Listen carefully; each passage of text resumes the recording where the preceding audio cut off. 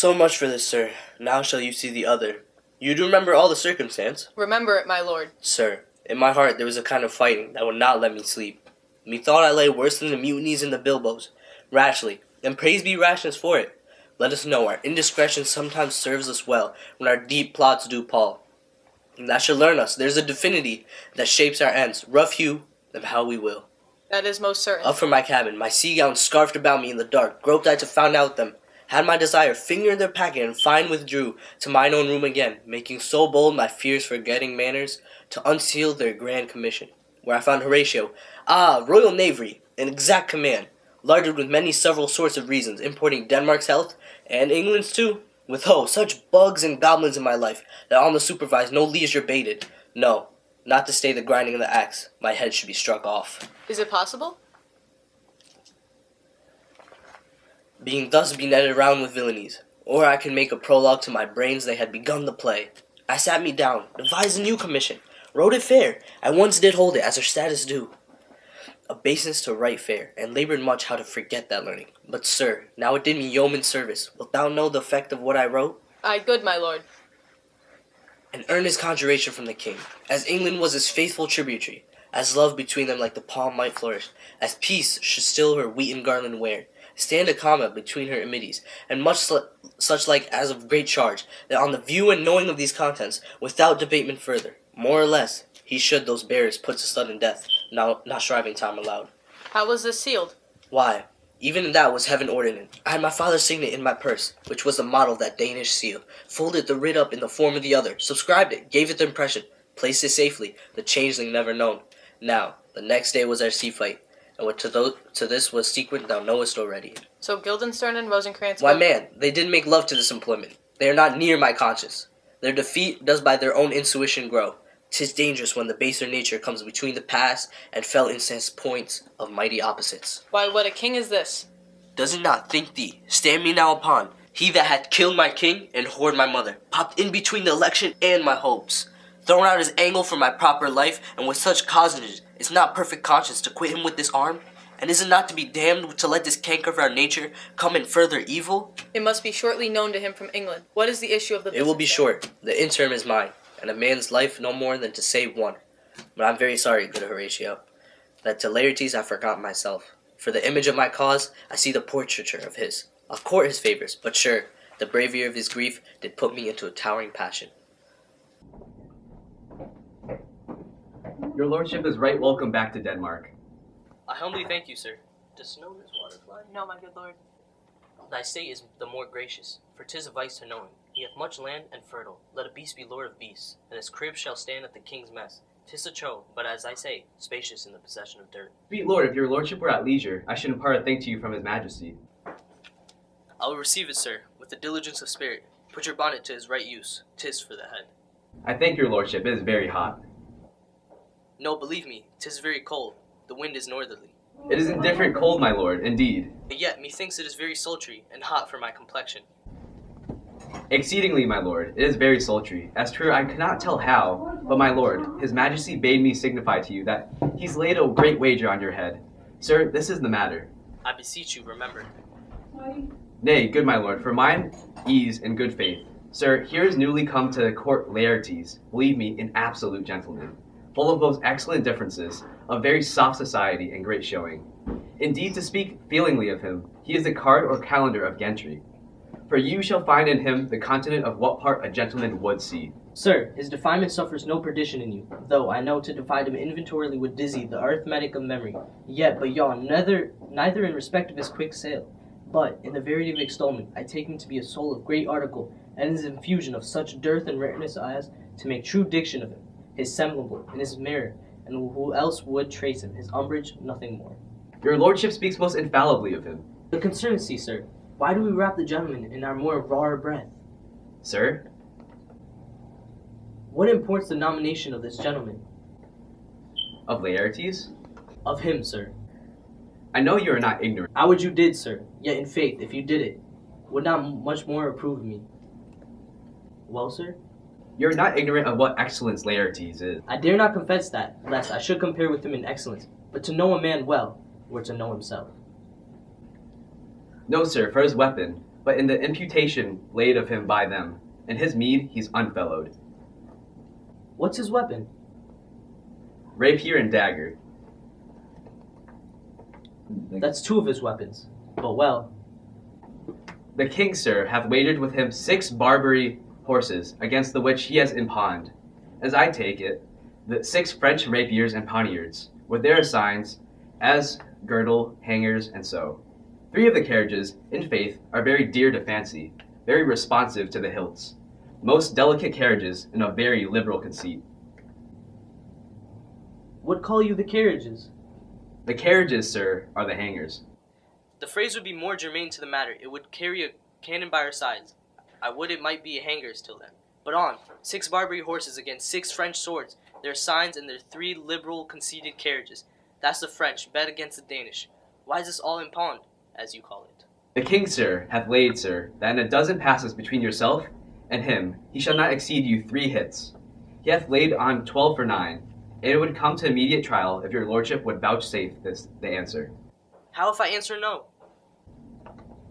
I mean, my lord, the opposition of your person in trial. Sir, I will walk here in the hall. If it please his majesty, it is the breathing time of day with me. Let the foils be brought, let the gentleman willing, and the king hold his purpose. I will win for him, and I can. If not, I will gain nothing but my shame and the odd hits. Shall I redeliver you even so? To this effect, sir, after what flourish your nature will. I commend my duty to you, your lordship. Yours, yours.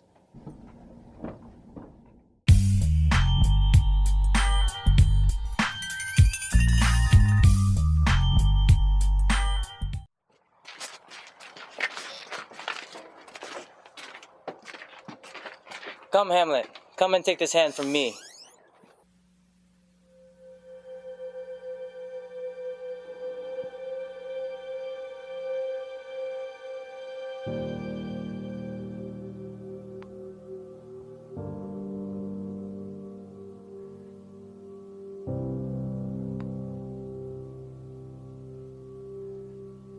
Young Osric, give them the foils. Cousin Hamlet, do you know the wager?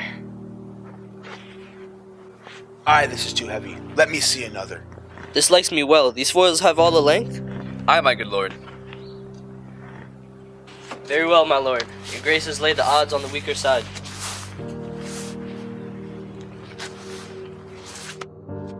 Come on, sir. Come, my lord. 1. No! Judgment. A hit, a very palpable hit. Well again. Come.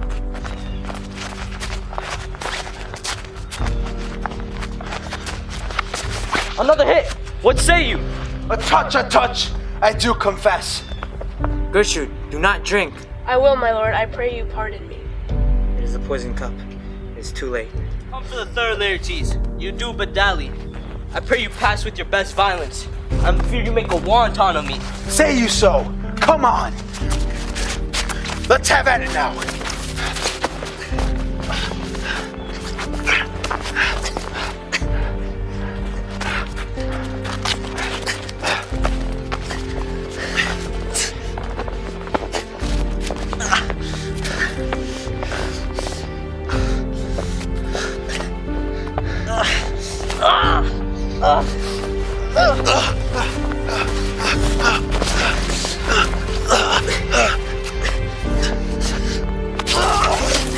Look to the queen there, ho! She swoons to see them bleed.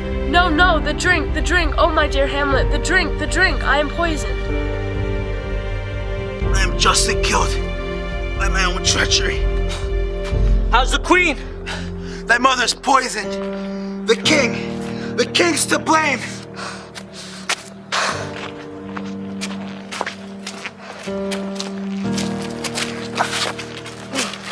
Drink this poison. Come, friends! Follow my mother. Help me!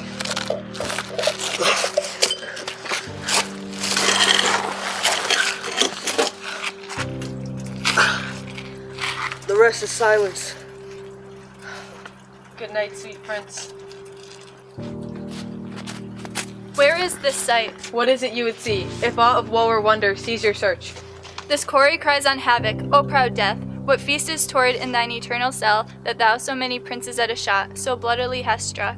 not from his mouth, had it the ability of life to thank you. He never gave commandment for their death. But since so jump upon this bloody question, you from the Polack Wars and you from England are here arrived, give order that these bodies, high on a stage, be placed to the view, and let me speak to the yet unknowing world how these things came about. So shall you hear of carnal, bloody, and unnatural acts, of accidental judgments, casual slaughters, of deaths put on by cunning and forced cause, and in this upshot purposes mistook, fallen on the inventors' heads. All this I can truly deliver.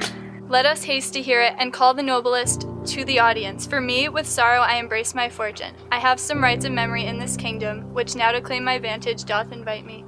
Of that I shall have also cause to speak, and from his mouth whose voice will draw on more. But let the same be presently performed, and while men's winds are wild, lest more mischance on plots and errors happen. Let four captains bear Hamlet like a soldier to the stage, for he was likely, had he been put on, to have proved most royal. And for his passage, the soldier's music and the rights of war speak loudly for him. Take up the bodies. Such a sight as this becomes the field, but here shows much amiss. Go, bid the soldiers shoot.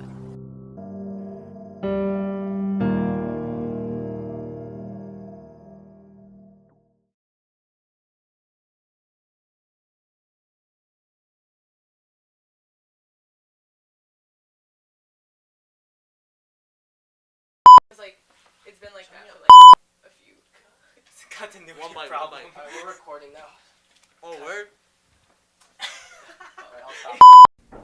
No, believe me, is It's all good. No, it's all good. Wait, I'm not ready. Go. Alright. Come for the third Laertes. You do but dally. I pray you pass with your best violence. I'm afeard you make a wanton of me. Say you so. Come on. Let's have at it.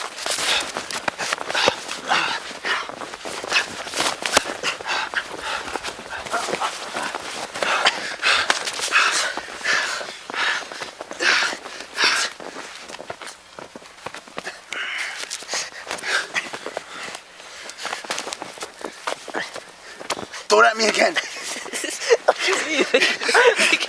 They can hear it. Rub me again.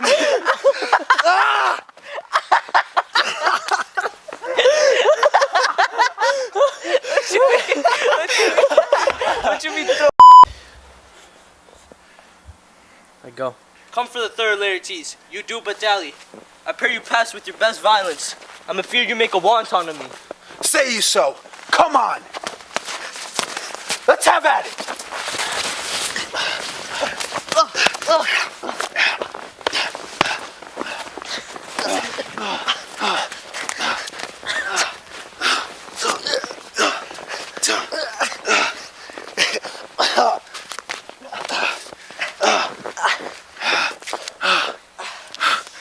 Do it again.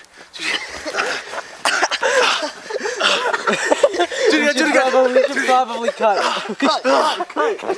We should. All right, we're gonna find out what Gino's listening to right now.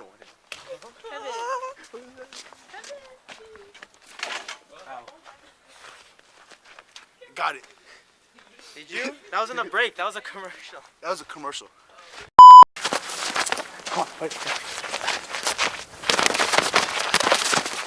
That is you. Oh, are you okay? Are you okay? Yeah.